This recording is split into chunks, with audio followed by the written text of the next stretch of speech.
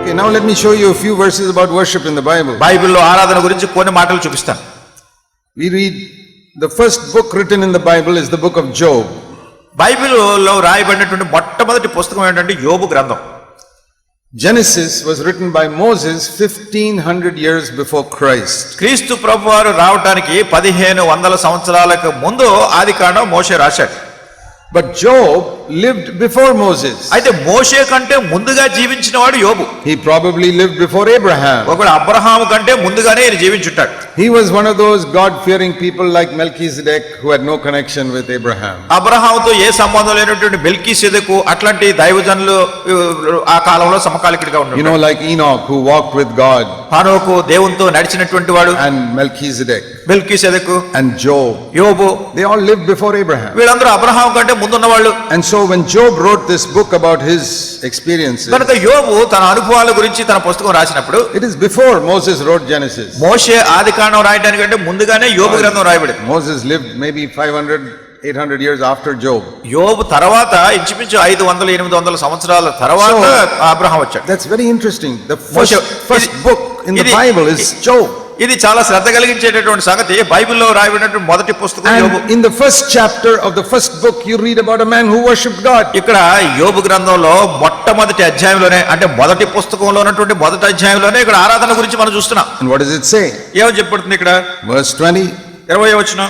Job arose and tore his robe, shaved his head, and he fell down to the ground and worshipped. అప్పుడు యోబు తన పై వస్త్రము చింపుకొని తల వెంట్రుకలు గొరిగించుకొని నేల మీద సాష్టాంగపడి నమస్కారం చేసి ఇట్లనెను. Verse 20. And then verse 21. 21వ వచనం. He says, I came naked from my mother's womb. I will return also to the ground naked. The Lord gave, the Lord has taken away. Blessed be the name of the Lord. నేను నా తల్లి గర్భములో నుండి దిగంబరినై వచ్చితిని, దిగంబరినై అక్కడికి తిరిగి వెళ్ళెదను. యెహోవా ఇచ్చెను, యెహోవా తీసుకుని పోయెను, యెహోవా నామమునకు స్తుతి కలుగును గాక. He says, when I came from my mother's womb, ఆయన అంటున్నాడు, నేను నా తల్లి గర్భాన్ని నుంచి వచ్చినప్పుడు I didn't even have one dress on me. నా మీద ఒక జత దుస్తులు కూడా లేవు. No dress, no money, nothing. నాకు వస్త్రాలు లేవు, డబ్బు లేదు, ఏమి లేదు. But now I have lived for about 100 years or more. ఇప్పుడు ఇంచుమించు 100 సంవత్సరాలు దానికంటే ఎక్కువ బ్రతికాను. What all God has given me? దేవుడు నాకు ఇచ్చిందంతా కూడా. See verse 2. 2వ వచనంలో God gave me 7 sons. దేవుడు నాకు 7 కుమారులు ఇచ్చాడు. God gave me 3 daughters. దేవుడు నాకు 3 కుమార్తెలను ఇచ్చాడు. He made me very rich. నన్ను ఎంతో ఐశ్వర్యవంతునిగా చేశాడు. He gave me 7,000 sheep. నాకు 7,000 గొర్రెలు ఇచ్చాడు. Verse 3, 3,000 camels. 3వ వచనంలో 3,000 ఒంటెలు ఇచ్చాడు. 500 yoke of oxen. 500 జతల ఎడ్లు ఇచ్చాడు. 500 female donkeys. 500 ఆడుగాడిదలు ఇచ్చాడు. And very many servants. బహుమంది పనివారులను ఇచ్చాడు. When it says this man was the greatest, he was the richest man in the east. ఇక్కడ వాక్యం చెప్తుంది, తూర్పు దిక్కు జనులందరిలో అతడే గొప్పవాడిగా ఉండెను. He says it was God who gave me all that. ఈయన అంటున్నాడు, ఇవన్నీ నాకు ఇచ్చినవాడు దేవుడే. It was not my cleverness. ఇది నా తెలివేం కాదు. I could have been born with a brain injury and then I would have been like a vegetable all my life. నాకు మెదడు అంత గాయపరచబడిన వాడిగా నేను జన్మించి ఏ నిరుపయోగంగా ఉండే మనిషిగా కూడా నేను ఉండేవాడిని. Yeah, some children are born with some brain injury and then they cannot do anything in their whole life. కొంతమంది వారి మెదడు ఆరోగ్యకరంగా లేకుండా పుడతారు, వాళ్ళ జీవితకాలం అంతా కూడా ఎవరికి ఉపయోగం లేకుండా ఉంటారు. I've seen some like that. నేను కొంతమంది పిల్లల్ని అట్లా చూశాను. Their father and mother have to do everything for them from childhood. చిన్నప్పటి నుంచి కూడా తల్లిదండ్రులు వాళ్ళకి మొత్తం అన్ని ఆ బిడ్డను గురించి తల్లిదండ్రులే చేస్తుంటారు. Even they are 20 years old, they can do nothing. 20 సంవత్సరాలు వచ్చినా కానీ తమంతట తాము ఏం చేసుకోలేరు. Job realizes, I could have been born like that. మరి యోబు దీన్ని గుర్తిస్తున్నాడు, ఒకవేళ నేను అట్లా పుట్టి ఉండేవాడు. Do you realize that you could have been born like that? ఒకవేళ మీరు అట్లా పుట్టి ఉండేవాళ్ళేమో మీరు గుర్తించారా? You are so proud of how clever you are, how smart you are, what all you have accomplished. మీరంతా ఎంతసేపు ఎటువంటి అతిశయం అంటే నేనంతా చాలా తెలివైనటువంటి వాడిని, నేను చాలా బలమైనటువంటి వాడిని, నాకున్నటువంటి జ్ఞానం ఎవరికీ లేదు అని అతిశయిస్తున్నారా? You cannot worship God today. అటువంటి మనసుంటే దేవుడు మనం ఆరాధించలేం. The only person who can worship is the one who says like this. ఆరాధించగలిగేటటువంటి ఏకైక వ్యక్తి ఎవరంటే ఈ మాటలు చెప్పగలిగిన వ్యక్తి. I came from my mother's womb with nothing. నా తల్లి గర్భంలో నుండి ఏమీ లేకుండా దిగంబరిగా వచ్చాను. Everything I have today, the Lord has given me. ఈ రోజు నేను కలిగి ఉన్న ప్రతిదీ కూడా ప్రభువే నాకు ఇచ్చారు. My intelligence, God has given me. నా తెలివి ఆయన నాకు ఇచ్చారు. My health, God has given me. నా ఆరోగ్యం ఆయన నాకు ఇచ్చారు. My children, God has given me. నాకున్న పిల్లలను ఆయన ఇచ్చారు. My house, God has given me. నాకున్న ఇల్లు ఆయన ఇచ్చారు. My job, God has given me. నాకున్న ఉద్యోగం ఆయన ఇచ్చారు. My scooter, God has given me. నాకున్న స్కూటర్ ఆయన ఇచ్చారు. My bank account, God has given me. బ్యాంకులో ఏదైనా డబ్బులు ఉన్నాయంటే ఆయన ఇచ్చారు నాకు.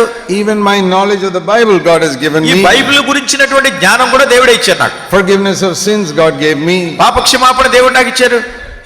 Everything God has given me. అన్నీ దేవుడు ఇచ్చినవే. Then how can I boast over my brother that I am better than him? కనుక నా పక్కన ఉన్నటువంటి సహోదరుడి కంటే నేనేదో మెరుగైన వాడిని ఎట్లా చెప్పుకోగలను నేను? You can't do that. అది చేయలేము మనం. You cannot worship if you don't acknowledge that everything God has given you. మీరు కలిగి ఉన్నటువంటి సమస్తము దేవుడే మీకు ఇచ్చాడు అని మీరు ఒప్పుకుంటేనే గానీ మనస్ఫూర్తిగా, లేనంటే మీరు ప్రభువుని ఆరాధించలేరు. And I want to ask all of you sitting here, ఇక్కడ కూర్చున్న వాళ్ళందరినీ అడుగుతున్నాను, think of everything you have on this earth. ఈ భూమి మీద మీకున్న ప్రతిదాని గురించి మీరు తలంచండి. And even your knowledge of the Bible or the respect that other people have for you. Bible గురించినటువంటి మీరు జ్ఞానం గాని, ఇతరులు మిమ్మల్ని గౌరవించే విధానం గాని God has given it to you. దేవుడే దాన్ని మీకు ఇచ్చాడు. You must acknowledge that. దాన్ని మీరు ఒప్పుకోవాలి, అంగీకరించాలి. I came naked from my mother's womb. The Lord has given me everything. నా తల్లి గర్భంలో నుంచి నేను దిగంబరిగా వచ్చాను, ప్రభువే నాకు సమస్తం ఇచ్చారు. And the second thing, రెండోది, first is thankfulness that everything God has given. మొట్టమొదటి కృతజ్ఞత, నేను కలిగి ఉన్న సమస్తము దేవుడే ఇచ్చాడని. The second thing he said was, ఆయన చెప్పిన రెండో సంగతి ఏమిటంటే, the Lord not only gave, verse 21, the Lord took away. 21వ వచనంలో యెహోవా నాకు ఇవ్వటం మాత్రమే కాదు, యెహోవా తీసుకుని పోయాడు. All his 10 children died. All his 10 children died. ఆయనకు 10 మంది పిల్లలు చనిపోయారు. All his business and property and everything was destroyed in a moment. ఆయనకున్నటువంటి వ్యాపారం గాని, ఆస్తిపాస్తులు గాని, సంపాదన గాని ఒక క్షణంలో మొత్తం అంతా పోయింది. What will you do if you lose everything in a moment? ఒక్క క్షణంలో మీకు ఉన్నదంతా పోతే ఏం చేస్తారు మీరు? In one moment you lose your children, ఒక్క క్షణంలో మీ పిల్లలందరూ చనిపోయారు. you lose your property, మీ ఆస్తి పోయింది, you lose your business. మీ వ్యాపారం పోయింది. What will you do? ఏం చేస్తారు మీరు? Will you say, the Lord has taken away? యెహోవా తీసుకుని పోయాడు అని చెప్తారా మీరు? But actually if you read మీరు నిజంగా చదివితే verse 15, 15వ వచనంలో it says the Sabians came and attacked and took them away. మరి సెబాయియులు వచ్చి వారిని ఎదుర్కొని ఇవన్నీ తీసుకుని పోయారని ఉంది. And verse 17, the Chaldeans came and took them away. 17వ వచనంలో కల్దీయులు వచ్చి తీసుకుని వెళ్ళిపోయారు. And verse 16, some fire from heaven came and took it away. 16వ వచనం ఆకాశం నుండి అగ్ని వచ్చి తీసుకుని పోయిందని. And verse 19, a wind came and knocked down the houses. 19వ వచనంలో గొప్ప సుడిగాలి వచ్చి ఆ ఇంటి మీద కొట్టి దాన్ని కూలగొట్టింది. But he does not say the Sabians and the Chaldeans took it away. ఇక్కడ సెబాయిలు వచ్చి పట్టుకుపోయారు, కల్దీయులు వచ్చి పట్టుకుపోయారు, ఈ సంగతి ఆయన చెప్పట్లేదు. He doesn't say the wind and the fire took it away. లేకుంటే అగ్ని వచ్చి ఇది కాలిపోయింది, లేకుంటే సుడిగాలి వచ్చి గృహాన్ని కొట్టింది, ఇవి చెప్పట్లేదు. The Lord took it away. ఆయన అన్నాడు యెహోవా తీసుకుని పోయారు. He allowed these people to come and take away my children and my business. గనుక ఇవన్నీ వచ్చి నాకున్నటువంటి పిల్లల్ని, నా వ్యాపారాన్ని కొనిపోవడానికి ఆయన అనుమతించాడు. So he recognized without God's permission, nobody can take anything of mine. దేవుని అనుమతి లేకుండా నాకున్న దాన్ని ఎవరు కూడా తీసుకుని పోవటానికి లేదు అనే సత్యాన్ని ఆయన గ్రహించాడు. Do you recognize that today? ఈ రోజు మీరు అట్లా గుర్తిస్తున్నారా? That nothing can happen to you without God's permission. దేవుని యొక్క అనుమతి లేకుండా మీకు ఏమీ సంభవించడానికి వీల్లేదు. And if you believe that God has permitted it, దేవుడే దాన్ని అనుమతించాడని మీరు నమ్మితే, then you will not complain against the Sabians or the Chaldeans, మీరు సెబాయిల మీద, కల్దీయుల మీద మీరు ఫిర్యాదులు చేయరు.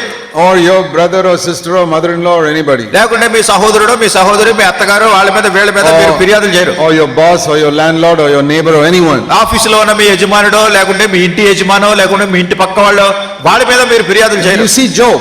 యోబుని చూడండి, He was not blaming the Sabians and the Chaldeans. ఆయన శబాయిల మీద నేరం మోపట్లేదు, కల్దీయుల మీద నేరం మోపట్లేదు. He did not say the Lord gave and the Sabians took away, మరి ప్రభు ఇచ్చాడు గానీ శబాయిలు పట్టుకుపోయారని చెప్పట్లేదు, or the Lord gave and the Chaldeans took away. లేకుంటే ఇక్కడ ప్రభు ఇచ్చాడు గానీ ఇక్కడ కల్దీయులు తీసుకెళ్లిపోయారు అంటలేదు.